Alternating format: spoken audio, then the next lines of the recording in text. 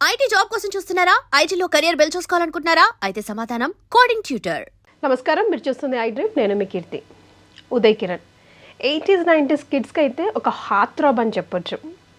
ఆ పాటలు కానీ, ఆయన నైజాంని కానివ్వండి, ఆయన బాడీ లాంగ్వేజ్ని కానివ్వండి, గొంతు చాలా డిఫరెంట్గా ఉండి చాలా పెక్యులర్ వాయిస్తో, and then boy next door కైండ్గా ఒక లవర్ బాయ్గా 80s 90s కిడ్స్కి స్పెషల్గా చాలామంది పెద్దవాళ్ళకి కూడా చాలా ఫేవరెట్ హీరోలాగా చిరస్థాయిగా నిలిచిపోయాడు. అంటే ఎంట్రీతోనే వరుసగా హ్యాట్రిక్ హిట్ ఇచ్చేసరికి చాలా ఈజీగా, చాలా సునాయాసంగా కెరియర్ని సెట్ చేసుకున్నాడు.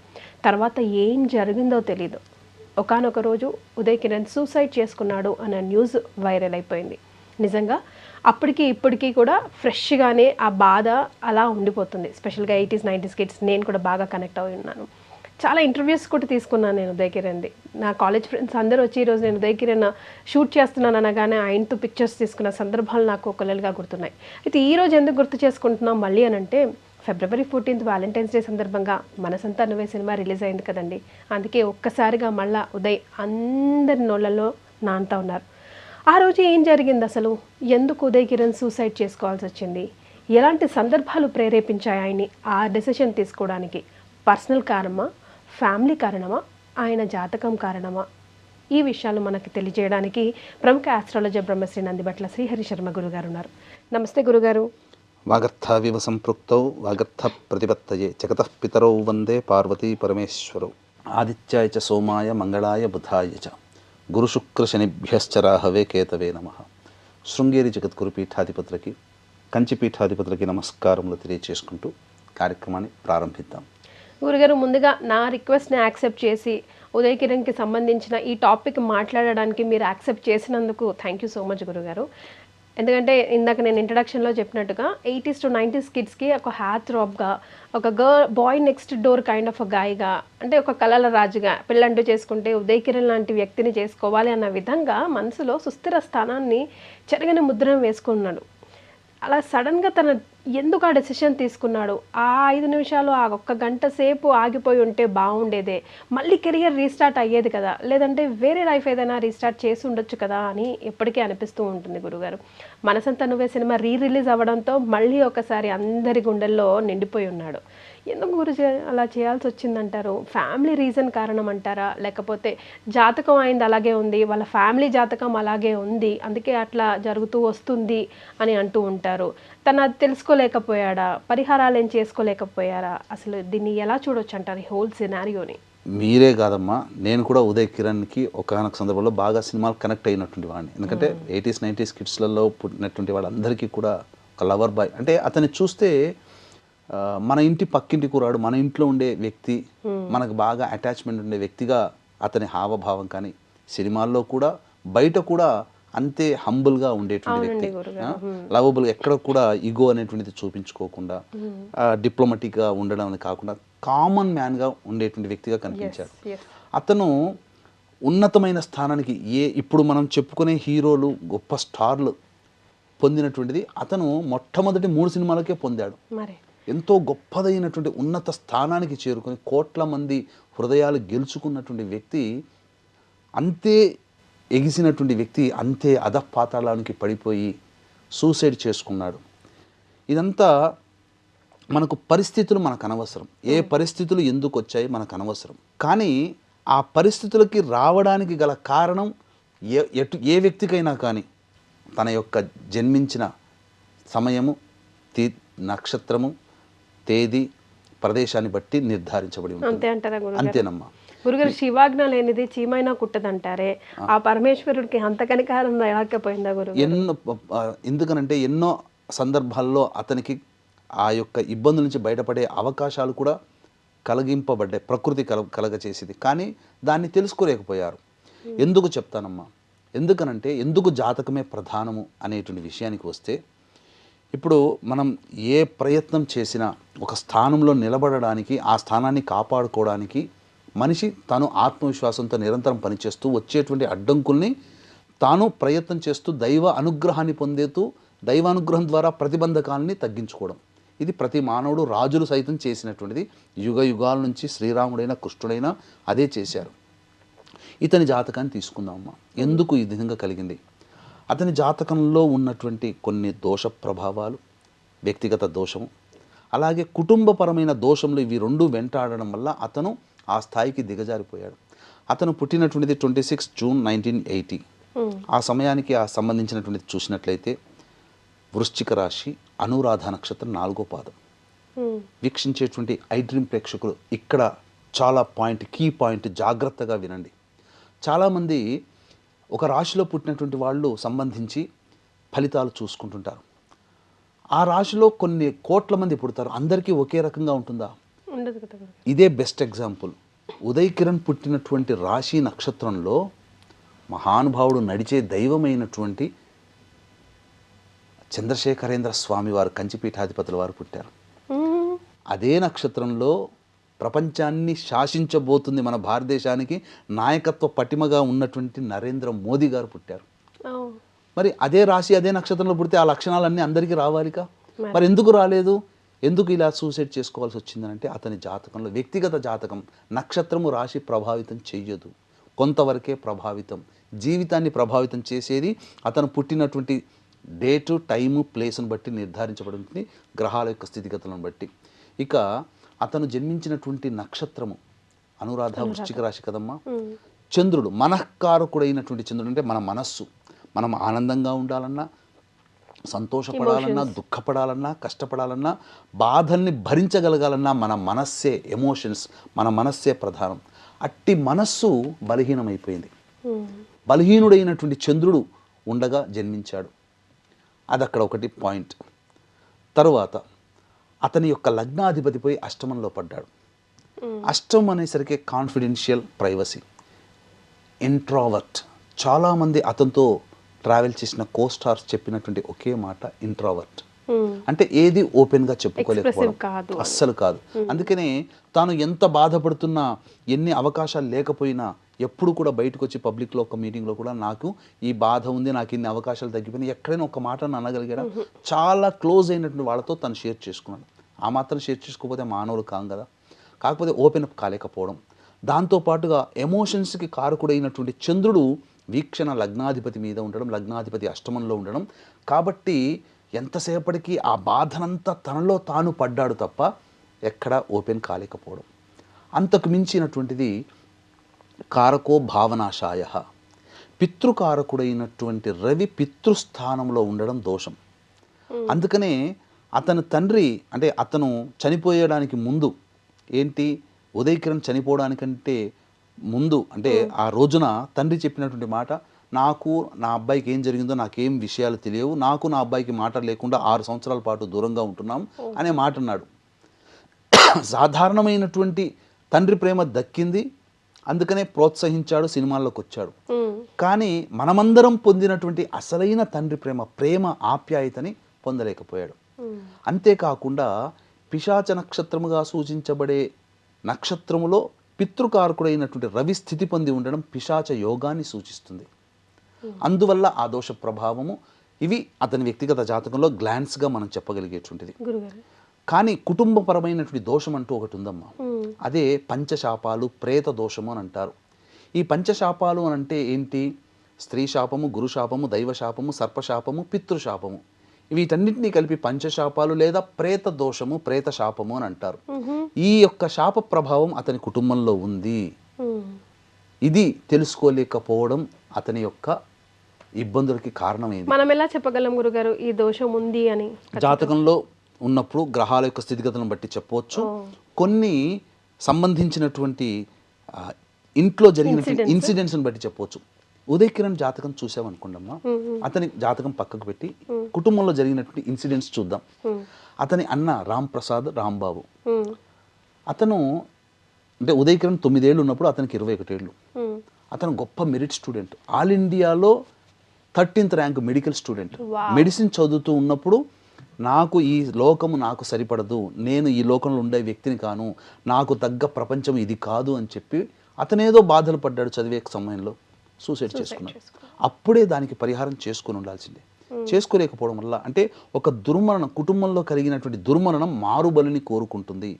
అందుకని వీక్షించేటువంటి ఐ డ్రీమ్ ప్రేక్షకులు ఎప్పుడు కూడా మీ కుటుంబంలో దుర్మరణం జరిగిందా, ఎప్పుడు అలసత్వం చేయకండి, దానికి తగ్గ పరిహారం చేసుకోండి. పరిహారం చేసుకుంటే తప్పించొచ్చా గురుగారు? తప్పించవచ్చమ్మా. ఆ పరిహారం చేసుకోలేని కారణం చేత తనని ఎంతో ప్రేమించే అమ్మగారు తన ఉన్నతమైన స్థానాన్ని పూర్తిగా చూడకుండా 2006లో తీర్థయాత్రలో నీటిలో పడి మరణించడం జరిగింది. 2 రకాల మరణాలు జరిగాయి. ఆ తదనంతరం ఒక్క దుర్మరణం, ఆ దోషము కుటుంబాన్ని వెంటాడుతున్నది. ఆ దోషానికి పరిహారం చేసుకోలేని కారణం చేత ఎంతటి ఉన్నతమైన స్థానానికి చెందిన వాడైనా కానీ అవకాశాలు లేకుండా పోయి, కేవలం సినిమా రంగమనే కదమ్మా, ఏ రంగంలో ఉన్న వాళ్ళకైనా కానీ గొప్పగా కోట్లు సంపాదించిన వాళ్ళు ఈ యొక్క పంచశాపాలు లేదా ప్రేత దోషము ఉన్నటువంటి కుటుంబాలలో కోట్లు సంపాదించిన వాళ్ళు తిరిగి నేల మీదకి వచ్చేస్తారు, నేలమట్టం అయిపోతారు. అంటే నేల మీదకి వచ్చి సాధారణమైన ఫ్లైట్లలో తిరిగిన వాళ్ళు సైకిల్ మీద తిరుగుతారు. ఇది అంటే ఒక మారుబలిని కోరుకుంటుంది అని చెప్పడానికి ఇంకొక బెస్ట్ ఎగ్జాంపుల్ నందమూరి తారక రామారావు గారి ఫ్యామిలీ. నాన్నగారు కారు యాక్సిడెంట్లో పోయారు, కొడుకు రామకృష్ణ చిన్న వయసు 17 ఏళ్ల లోపల పోయాడు. ఈ దోషము నివారణ చేసుకోని కారణం చేత వెంటబడి ఆ దోషము భార్య అయినటువంటి బసవతారకం గారి క్యాన్సర్తో మరణించారు. అలాగే హరికృష్ణ కొడుకు, కూతురు ఉమామహేశ్వరి, పెద్ద కొడుకు కూతురు అంటే ఎన్టీ రామారావు గారి మనవరాలు, ఇలా ఏ సంబంధించి చూసుకున్నా మనకు అత్యంత ఇష్టమైనటువంటి జూనియర్ ఎన్టీఆర్ కూడా మరణం అంచుల దాకా వెళ్ళి బయటికి వచ్చారు. అంటే ఆ ఫ్యామిలీలో కూడా దుర్మరణాలు ఉన్నటువంటి కారణం చేత ఏదో ఒక సందర్భంలో ఇబ్బందులు గురవుతుంది. ఏదో ఒక తరంలో మనకు బాగా తెలిసినటువంటిది విజయ్ యాంటోనీ బిచ్చగాడు హీరో. అతని జీవితంలో కూడా తండ్రి తాను 9వ తరగతి చదువుతున్నప్పుడు విజయ్ యాంటోనీ తండ్రి చనిపోయాడు సూసైడ్ చేసుకొని. అదే టెండెన్సీ మళ్ళీ తన కూతురికి దక్కింది. విజయ్ యాంటోనీ కూతురు ఇంటర్మీడియట్ చదువుతున్నప్పుడు సూసైడ్ చేసుకుంది. అంటే ఒక తరంలో ఏర్పడిన దోషము పరిహారం చేసుకోలేకపోతే మారుబలిని కోరుకుంటుంది. ఎలాంటి స్థితులు కేవలం దోషమనే కాదని, ఎందుకనంటే 2009 సంవత్సరంలో నా యొక్క ప్రసార మాధ్యమంగా ప్రస్థానం ప్రారంభమైంది. శాటిలైట్ ఛానల్స్లో వీటన్నిటిలో నా దగ్గరికి అపాయింట్మెంట్ వచ్చినటువంటి వాళ్ళందరి జాతకాలని నేను పరిశీలన చేసి తగు పరిహారాలు చేయించేవాడిని. దగ్గరుండి చేయించినటువంటి కారణం చేత చాలామంది సక్సెస్ రేట్లో వెళ్ళారు, కొంతమంది మాత్రం సక్సెస్లో కాలేదు, విజయం కాలేదు. ఎందుకు, నా లోపం ఏమైనా ఉందా, నేనేమైనా తప్పు చేశానా అని వెతుకుతున్నప్పుడు నాకు అంతు చిక్కలే. నాకు తెలిసిన జ్ఞానం నాకు అంతవరకు, తెలియంది ఎంతో ఉందని చెప్పి చాలామంది గురువుల్ని అడగడం జరిగింది. ఎందుకంటే మనం ఏది పర్ఫెక్ట్ కాదాం, ఇప్పటికీ పర్ఫెక్ట్ కాదు. తెలియంది ఇంకా ఏదో ఉంది, తెలిసింది చుక్కంతా, తెలియంది సముద్రం అంతా. కాబట్టి ఆ తెలుసుకునే క్రమంలో తెలుసుకున్నటువంటిది ఏంటనంటే, ఈ యొక్క పంచశాపాలు ఉన్నటువంటి కుటుంబాలలో మీరు ఎన్ని పూజలు చేసినా, ఎన్ని ప్రయత్నాలు చేసినా అన్ని అవకాశాలు దగ్గర దాకా వచ్చి వెనక్కి వెళ్ళిపోతాయి. ఈ పంచశాపాలు ఎలా ఏర్పడతాయి అనేది తెలుసుకోవడం. ఇక 2013 నుంచి మన పీఠం ఆధ్వర్యంలో ప్రతి నెల ఈ పంచశాప నివృత్తి పూజలు, హోమాలు అనేటువంటివి చేయించడం జరుగుతుంది. అలాగే ఈ సంవత్సరం మార్చి 17వ తారీఖు రోజున ప్రేత చతుర్దశి అని అంటారు. ఆ సందర్భంగా శివాలయంలో ఈ యొక్క దోష నివారణ జరిపించినటువంటి వాళ్ళకి ఈశ్వరానుగ్రహం వల్ల కుటుంబంలో దుర్మరణం పాలైన వాళ్ళ ఆత్మ మోక్షాన్ని పొందడం, వాళ్ళ యొక్క దోషాలు, ఈ 5 రకాల శాపాలు తొలగిపోవడం అనేటువంటిది జరుగుతుంది. అందుకనే ఈ మార్చి 17వ తారీఖు రోజున మన పీఠం ఆధ్వర్యంలో జరపడం జరుగుతుంది. రాదలిచిన వాళ్ళు గోత్రనామాలు 15వ తారీఖు లోపల నమోదు చేసుకోవచ్చు. రాలేని వాళ్ళకి బ్రాహ్మణుని కర్తగా పెట్టి చేయించడం జరుగుతుంది. ఇక ఎలా తెలుస్తుంది అనేటువంటి ఈ పంచశాపాలు ఉన్నాయి ఎలా అంటే, తండ్రి లేదా భర్త వైపు 6 తరాలు, తల్లి లేదా భార్య వైపు 3 తరాల్లో దుర్మరణాలు అంటే road accident, fire accident, suicide attempt, నదిలో బావిలో పడి చనిపోవడం, ఇంట్లోంచి వెళ్ళిపోవడం, లివర్ ఫెయిల్యూర్, కిడ్నీ ఫెయిల్యూర్, క్యాన్సర్తో చనిపోవడం, 60 సంవత్సరాల లోపల కుటుంబ సభ్యులు ఏ విధంగానైనా చనిపోయినా, కరోనాలో చనిపోయినా, కాలసర్పదోషంలో జన్మించిన, పిల్లిని చంపిన, స్త్రీ హత్య, గోహత్య, బ్రాహ్మణ హత్య చేసిన, ఇవన్నీ కుటుంబంలో ఈ పంచశాప ప్రభావాలు ఉంటాయి. కేవలం కుటుంబం అన్నప్పుడు నేను, నా తండ్రి, నా తాత అనేది కాకుండా నేను, నా అన్నదమ్ములు, నా తండ్రితో పాటు పెద్దనాన్న, పిన్నాన్న తరం, అలాగే తాతయ్య, పెద్ద తాతయ్య, చిన్న తాతయ్య, ముత్తాతలు, ఇట్లా ఈ తరంలో కూడా చూసుకోవాలి. మొత్తం చూసుకోవాలమ్మా. అంటే ఒక్క మాటలో చెప్పాలంటే, మన కుటుంబంలో ఎవరైనా మరణిస్తే మైల పడతాం కదమ్మా, ఆ మైల పట్టే బంధుత్వం ఉన్నంత వరకు అందులో ఏవి దుర్మరణాలు ఇంతకుముందు చెప్పినటువంటివి జరిగితే వాళ్ళందరూ కూడా ఆ దోషం ఆ కుటుంబంలో. మా కుటుంబంలో జరగలేదు, మా బాబాయిల కుటుంబం, మా పెదనాన్న కుటుంబం, మా బాబాయిల పిల్లల కుటుంబంలో జరిగింది, మనకు రాదనుకోకుండా అది ఎక్కడో పడుతుంది, మళ్ళీ మన తర్వాత తరానికి వస్తుంది. ఎందుకంటే ఒక అపాయింట్మెంట్ కోసం వచ్చినటువంటి వాళ్ళు బాధపడుతూ వచ్చారు. ఈ యొక్క పంచశాపాలు తెలుసుకొని మనం చెప్పిన విషయాన్ని తెలుసుకొని మన దగ్గరకు వచ్చినప్పుడు మా అమ్మాయి సూసైడ్ చేసుకుందండి, బాధపడ్డాము, చాలా ఇబ్బందులు పడ్డాము, కానీ 5 ఏళ్ల తర్వాత మా రెండో అమ్మాయి కూడా వివాహం కాదు సూసైడ్ చేసుకుంది, చెప్పా పెట్టకుండా చేసుకుంది, మా గతి ఏంటి, ఇప్పుడు మమ్మల్ని ఎవరు కాపాడుతారు, మమ్మల్ని ఎవరు చూస్తారు. అలా కుటుంబము నిర్వంశమైపోతుంది. మన దేశాన్ని పరిపాలించినటువంటి నెహ్రూ కుటుంబాన్ని చూసుకోండి, నెహ్రూ అంతటితో ఆగిపోయింది. నెహ్రూ తర్వాత వచ్చినటువంటి ఇందిరాగాంధీ, ఆమె డైనాసిటీ, రాహుల్ గాంధీ, సంజయ్ గాంధీ, రాజీవ్ గాంధీ, ఆ తర్వాత రాహుల్ గాంధీ వివాహం చేసుకోలేదు. ఇక తర్వాత గాంధీ వంశం ఎక్కడుంది ఇంకా? కాబట్టి ఇవన్నీ వాళ్ళందరూ కూడా ఇందిరాగాంధీ కానీ, నెహ్రూ కానీ, సంజయ్ గాంధీ కానీ, రాహుల్ గాంధీ కానీ, వీళ్ళందరూ కూడా దుర్మరణాలేగా. కాబట్టి చూడండి, కాన్సిక్వెన్సెస్ చూడండి ఇవన్నీ కూడా. కాబట్టి కేవలం ఇటువంటి కనిపించేటువంటి లక్షణాలే కాకుండా కొన్ని లక్షణాలు అనేటువంటివి మనం కుటుంబంలో కనుక చూసుకుంటే వాటిని బట్టి కూడాను మనం గమనించవచ్చు. ఏంటనంటే మందులకి నయం కాని రోగాలతో బాధపడుతున్నా, అలాగే తరచూ యాక్సిడెంట్స్కి గురవుతున్న మన కుటుంబ సభ్యులు, చెప్పుకోలేని గుప్త రోగాలతో మరణించిన, అలాగే కేవలం ఆడపిల్లలే కుటుంబంలో సంతానం ఉంటారు, పురుష సంతానం లేకపోయినా, అలాగే ఏ కుటుంబంలోనైతే ఇంటర్ క్యాస్ట్ ఇంటర్ రిలీజియన్ మ్యారేజ్లు జరుగుతాయి, లేదా ఏ కుటుంబంలోనైతే పిల్లలు మేము పలానా కులం వాళ్ళని పలానా మతం వాళ్ళని చేసుకుంటామని పోరు పెడుతుంటారు, తల్లిదండ్రులు బాధ పెడుతుంటారు, అటువంటి సిచ్యుయేషన్స్ ఉన్నా, లేదా liver failure, liver problem, kidney problem, cancer రోగాలతో కుటుంబ సభ్యులు బాధపడుతున్నా, అలాగే సంబంధించినటువంటి శారీరక మానసిక లోపాలతో కుటుంబ సభ్యులు జన్మించిన, అలాగే మద్యం మత్తు పదార్థాల వంటికి బానిసలై కారాగార వాసమైన బానిసలవుతున్నా, అలాగే ఇంట్లో పెళ్ళిళ్ళు కాకుండా సంవత్సరాలు గడుస్తుంటాయి, బ్రహ్మచారులు కన్యలుగా ఉన్నా, పెళ్ళిళ్ళైన దాంపత్యంలో విడిపోయి 2-3 డైవర్సులు అవుతున్నా, అన్నీ బాగున్న సంతానం కలగకుండా ఇబ్బంది పడుతున్నా, లేదా సంపాదించిన సొమ్మంతా ఒక అనాలోచిత నిర్ణయంతో పూర్తిగా పోగొట్టుకొని బికారులు అయిపోయినా, లేదా అన్ని అవకాశాలు దగ్గర దాకా వచ్చి వెనక్కి వెళ్ళిపోతున్నా, మీతో పాటు అంటే వీక్షించేటువంటి ఐ డ్రీమ్ ప్రేక్షకుల్లో మీతో పాటు వివాహమైన కుటుంబాలు, కొన్ని కుటుంబాలు చాలా పైకి వస్తాయి, కొన్ని కుటుంబాలు ఎక్కడ వేసిన గొంగడ అక్కడ ఎదుగుదల బొదుగుదల ఉండదు, ఎక్కడ ప్రారంభించామో అలాగే ఉంటుంది, కానీ మనతో పాటు వాళ్ళ అయినర్లు కోటీశ్వరులు అవుతారు. అటువంటి కుటుంబాలలో, అలాగే ఏ జన్మలో ఏ పాపం చేసినరా నరకయాతన అనుభవిస్తున్నామని చెప్పి బాధపడుతుంటుంటారు చాలామంది, అటువంటి కుటుంబాలలో. అంతేకాకుండా ఇంకా చెప్పాలి అని అంటే, మేము తిరగని చెట్టంటూ లేదు, మొక్కని దైవం అంటూ లేదు, పుట్టంటూ లేదని చెప్పి, దేవుడు లేడని చెప్పి ఇంట్లో ఉన్న దేవుడి ఫోటోలు గిరాటేసేస్తారు. అటువంటి సిచ్యుయేషన్స్ కలిగిన కుటుంబాల్లో ఖచ్చితంగా ఈ యొక్క పంచశాప ప్రభావాలు అనేటువంటివి ఉంటాయి. ఈ యొక్క దోషము కేవలం పిండ ప్రదానంతో కాదమ్మా, దీనికి ఒక విధానమైన ప్రక్రియ ఉంటుంది. ఆ విధానమైన ప్రక్రియని మనం చేయగలగాలి, నిపుణుల పర్యవేక్షణలో జరగాలి. ఇప్పుడు చాలామంది చేసేటువంటి తప్పేంటంటే, ఈ యొక్క సంబంధించినటువంటి గూగుల్లో వెతుక్కొని ఎక్కడ చేస్తారని చెప్పి వెళ్ళిపోతారు. ఫోన్లో మాట్లాడేవాడు ఒకడు, డబ్బులు వేయించుకునేవాడు ఒకడు, తర్వాత ఈ యొక్క పూజ చేయించేవాడు ఒకడు, మాట్లాడేవాడికి పూజ చేసేవాడికి అది సంబంధం ఉండదు. పైగా చేయించేవాడికి ఒక టార్గెట్ ఉంది, రోజుకి ఇన్ని పూజలు చేస్తే నాకు ఇన్ని డబ్బులు వస్తాయి, అందుకని వచ్చిన వాళ్ళకి తూతూ మంత్రంగా పురాణోక్తంగా షార్ట్కట్లో చేసి పంపిస్తారు. అందుకని దీన్ని దృష్టిలో పెట్టుకుని 2013 నుంచి ప్రతి నెల ఒక మంచి పుణ్యతిథి రోజున మన పీఠం ఆధ్వర్యంలో పితృదోషాలు ఎల్లప్పుడూ జరుగుతూనే ఉంటుంటాయి. అంతే ఇక్కడ కొన్ని లక్షణాలు, ఇంకొకటి కుటుంబంలో ఇంట్లో ఉన్నటువంటి పరిసర ప్రాంతాల్లో ఉండే లక్షణాలను బట్టి కూడాను ఈ దోషం ఉందని తెలుసుకోవచ్చు. అంటే ఇల్లు ఎంత చక్కగా పకడ్బందీగా కట్టుకున్నా క్రాక్స్ వచ్చి డిస్టర్బ్ అవుతున్నా, గోడలకి పగుళ్ళు వచ్చినా, నల్లాలు కొత్తవి ఎన్ని మార్చినా వారం బాగుంటాయి, మళ్ళీ తర్వాత తెలియకుండానే బొట్టుగా నీరు కారుతున్నా, జిల్ల పురుగులు బొద్దింకలు అన్నింట్లో ఉంటాయి, కానీ ఎక్కువగా అసలు పొద్దున లేచి వంటగది తెరవగానే మొత్తం ఇక జిల్ల పురుగులు బుర్రని తిరుగుతూనే ఉంటుంటాయి. అటువంటి ఎక్కువగా ఉన్న కుటుంబాలలో, అలాగే పెద్దవాళ్ళు తరచూ కలలో కనిపిస్తూ ఉన్నా, అలాగే సంబంధించినటువంటి తాను కారాగార వాసమైనట్టు రాజదండన జరిగినట్టు కళ్ళలోకి వస్తున్నా, ఇవన్నీ కూడా పంచశాపాల యొక్క ప్రభావానికి గురవుతారు.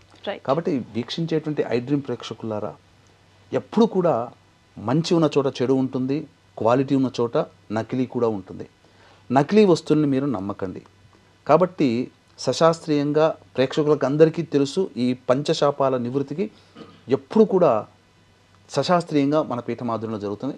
చక్కగా మీకు నచ్చితే ఇంకెక్కడైనా చేయించుకోవచ్చు. కానీ ఈ పరిహారం చేసుకోలేకపోతే ఇంతకుముందు చెప్పినటువంటి విధంగా డిస్టర్బ్ అయ్యే ఫ్యామిలీలు చాలా ఉంటాయి. ఎందుకు డిస్టర్బ్ అవుతాయండి? మేము ఎన్నో పూజలు చేశాము, అసలు ఏ పూజ ఫలితం దక్కలేదంటే పూజలు చేసిన ఫలితం ఖచ్చితంగా ఉంటుంది. కానీ ఇంట్లో తిష్ట వేసిన ఈ పంచశాపాలు ఉన్నప్పుడు మనం చేసిన పూజా ఫలితం అనేది కంటికి కనిపించదు. ఎప్పుడైతే మనం ఈ దోష నివారణ జరిపించుకుంటామో తిష్ట వేసిన దోషాలు తొలగిపోయి మనం అప్పటి వరకు చేసినటువంటి ఏ సంకల్పం నెరవేరాలని చెప్పి ఆ సంకల్పం నెరవేరడం కోసం పూజలు చేస్తామో ఆ పూజలన్నీ ఫలిస్తాయి. అందుకనే ఈ పంచశాపాలు నివృత్తి అయిన తర్వాత మన పనులన్నీ చకచక అయిపోతుంటాయి. ఈ దోష నివారణ జరిపించుకున్నందువల్ల అవుతున్నాయని అనుకుంటుంటారు. కానీ మన సంకల్పం నెరవేరడం కోసం ఇంతకుముందు చేసిన పూజ ఫలితం అది మనకు అనుభవంలోకి వస్తుందని తెలుసుకోలేరు. ఇక్కడ జరిగింది కేవలం దోష నివారణ. కానీ మీ సంకల్పం కోసం మీరు చేసుకున్న పూజల ఫలితం ఈ దోష నివారణ జరగగానే ఆ అందుబాటులోకి వచ్చి మన ఫలితాన్ని మనకు కలగచేస్తాయి. ఇది ఇందులో ఉన్నటువంటి సీక్రెట్స్. ఎందుకు ఇవి చెయ్యాలి అని అంటే దుర్మరణం పాలైన వాళ్ళ ఆత్మ అంటే 60 సంవత్సరాల లోపల ఎలాగైనా చనిపోయినా దుర్మరణమే. అంటే దుర్మరణం పాలైన వాళ్ళ ఆత్మ మోక్షాన్ని పొందకుండా అంతరిక్షంలో అక్కడ స్ట్రకప్ అయిపోతుంది. అది ఎంత బాధపడుతుందనంటే ఒక అమ్మాయి డెలివరీ అయితే ఎంత బాధపడుతుందో అంతకి 1000 రెట్ల బాధని మోక్షాన్ని పొందనటువంటి ఆత్మ నరకయాతన అనుభవిస్తుంది. కాబట్టి దాన్ని తప్పించే బాధ్యత వారసులు, ఆ కుటుంబంలో పుట్టినటువంటి వారసులకి. కాబట్టి మనకు అనారోగ్యం వస్తే తలకాయ నొప్పి లేస్తే డాక్టర్ మన సైట్ ప్రాబ్లం అని చెప్పి మనం కళ్ళ డాక్టర్ దగ్గరికి పోతాం. డాక్టర్ కడుపు నొప్పి కంటిన్యూస్గా మనం చేసిన వైద్యం తీసుకుంటాము, తగ్గకపోతే డాక్టర్ దగ్గరికి పోతాం, నివారణ అవుతుంది. మనం నిజంగా ప్రయత్నం చేస్తున్నాం, మన ప్రయత్నాలు అన్నీ నోటి దాకా వచ్చి వెనక్కి వెళ్ళిపోతున్నా, ఏ ప్రయత్నంలో సక్సెస్ లేకపోయినా తరచూ ఆస్తి గొడవలు, కోర్టు చుట్టూ తిరగాల్సి వచ్చినటువంటి సంబంధాల్లో ఇవన్నీ కూడా మంచి జ్యోతిష పండితుని సూచించుకుంటే వాళ్ళు ఈ ప్రయత్నం చేసుకోండి, నివారణ చేసుకోండి అని చెప్తారు. అది ఆ పితృదేవతలు మనకు నాక్ చేస్తున్నట్టు లెక్క. మనకు డైరెక్ట్గా కాంటాక్ట్ కాలేక మనకు కష్టాలు కలిగించి ఆ కష్టాల రూపంలో మనకు తెలియజేస్తున్నారు. ఎందుకు వచ్చే కష్టాలని చెప్పి జాతకం ద్వారా తెలుసుకొని దానికి పరిహారం ఈ విధంగా చేసుకోవడం వల్ల ఆత్మ మోక్షాన్ని పొందుతూ నాకింతటి బాధ నుంచి విముక్తి కలిగించిన మీకు శుభం కలుగుగాక అని చెప్పి ఆశీర్వదిస్తుంది. చాలమ్మా. ఒక రకంగా ఈ యొక్క పంచశాపాలు ఉండడం వల్ల దోషం అనుకుంటామో, కానీ నా అభిప్రాయం ప్రకారం అది యోగమే. ఎందుకంటే మన పితృదేవతలు మన కుటుంబంలో మరణించిన వాళ్ళు మనల్ని కోరుకున్నారు చేయమని. ఎంత భాగ్యం ఉంటే ఆ యోగం మనకు కలుగుతుంది. మనము చేయడం ద్వారా సాధారణంగా మనతో పుట్టినటువంటి వాళ్ళకంటే కూడా ఉన్నతమైన స్థానంలోకి చేరుకుంటాం. ఇది ఉన్నతమైనటువంటి జీవితం చేరుకోవడమే కాకుండా తరతరాలు ముందడుగేసేలా చేస్తాం. మళ్ళీ ఇటువంటి దుర్మరణం జరగదు. అదే ఉదయ్ కిరణ్ నాన్న కొడుకు, పెద్ద కొడుకు చనిపోయినప్పుడు పరిహారం చేసుకొని ఉంటే తన భార్య మరణించేది కాదు. ఎంతో పేరు ప్రఖ్యాతులు పొందిన తన చిన్న కొడుకైన ఉదయ్ కిరణ్ కూడా మరణించేవాడు కాదు. ఎన్టీఆర్ కుటుంబంలో అలాగే జరిగింది. ప్రతి కుటుంబంలో ఒక దుర్మరణం జరిగిందనంటే మళ్ళీ మారుబల్లి జరుగుతుంది. ఖచ్చితంగా రాసి పెట్టుకోండి, చూసుకోండి. ఎవరైనా యాక్సిడెంట్లో మరణించినా, సూసైడ్ చేసుకున్నా ఖచ్చితంగా ఆ ప్రభావం మళ్ళీ ఇంకొక తరంలో పడుతుంది. ఎస్. సో ఈ వీడియో పంచశాపాలకి సంబంధించి ఎవరి భయభ్రాంతులకు గురి చేయడానికైతే కాదండి. అంటే ఫర్ ఎగ్జాంపుల్గా కూడా తీసుకొని గురుగారు చాలా క్రిస్టల్ క్లియర్గా ఎక్స్ప్లెయిన్ చేస్తున్నారు. అంటే తెలియాలి, తెలిస్తే అయినా ముందడుగు వేసి ఓహో ఇలా పరిహారాలు చేసుకోవచ్చునా అని మీరు ఒక 1000 మంది చూస్తే అందులో ఒక 500 మందికైనా ఉపయోగపడుతుందేమో అన్న ఒక చిన్ని ఆశ. ఎందుకంటే లైఫ్ ఈజ్ బ్యూటిఫుల్ అండి. చిన్ని ప్రాణం, హ్యాపీగా పరిహారాలు ఎన్నో మన హిందూ ధర్మం మనకి సూచించేసింది. మనం తెలుసుకోవడమే లేట్ అయ్యాయి. అంతే కదా గురుగారు? గురుగారు ఆధ్వర్యంలో ప్రతి వారం ఆర్ ప్రతి నెల కూడా పంచశాపాలకు సంబంధించి ముఖ్యంగా పరిహారాల పూజలు జరుగుతూ ఉంటాయి. కింద స్క్రోల్ అవుతున్న నంబర్కి కావాల్సిన వాళ్ళు సంప్రదించండి. చాలా సంతోషం గురుగారు. చాలా విలువైన సమాచారం ఐ డ్రీమ్ ప్రేక్షకుల కోసం తెలియజేశారు. ధన్యవాదాలు. సర్వం శ్రీ ఉమామహేశ్వర పరబ్రహ్మార్పణమస్తు.